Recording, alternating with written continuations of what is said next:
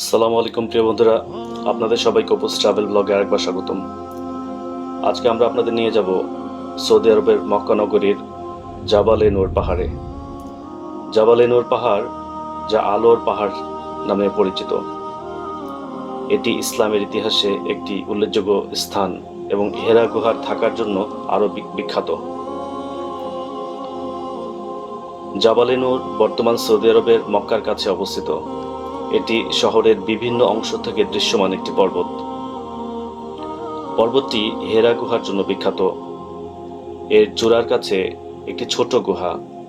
এই গুহাটি সেই স্থান হিসেবে বিশেষ তাৎপর্য বহন করে যেখানে আমাদের শেষ নবী হজরত মুহাম্মদ সাল্লাল্লাহু আলাইহি ওয়াসাল্লাম ফেরেশতা জিবরাইল আলাইহিস সালামের কাছ থেকে প্রথম ওহী পেয়েছিলেন।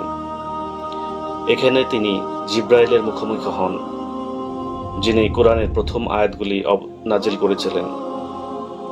পড়ুন আপনার প্রভুর নামে, যিনি সৃষ্টি করেছেন মানুষকে। এই ঘটনাটি হজরত মুহাম্মদ সাল্লাল্লাহু আলাইহি ওয়াসাল্লামের নবুয়তের সূচনা এবং কোরআন নাজিলকে চিহ্নিত করে।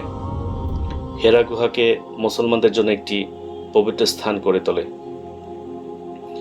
পর্বতটি সমুদ্রপৃষ্ঠ থেকে প্রায় 640 মিটার অর্থাৎ 2100 ফিট উপরে এবং গুহাটি নিজেই পাহাড়ের ঢাল থেকে প্রায় 270 মিটার অর্থাৎ 890 ফিট উপরে রয়েছে।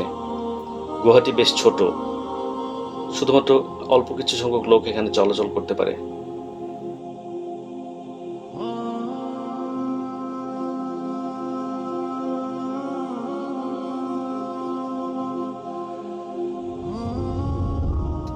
পরবর্তী ভিডিও দেখার আমন্ত্রণ জানিয়ে আজকে এখানেই শেষ করছি। খোদা হাফেজ।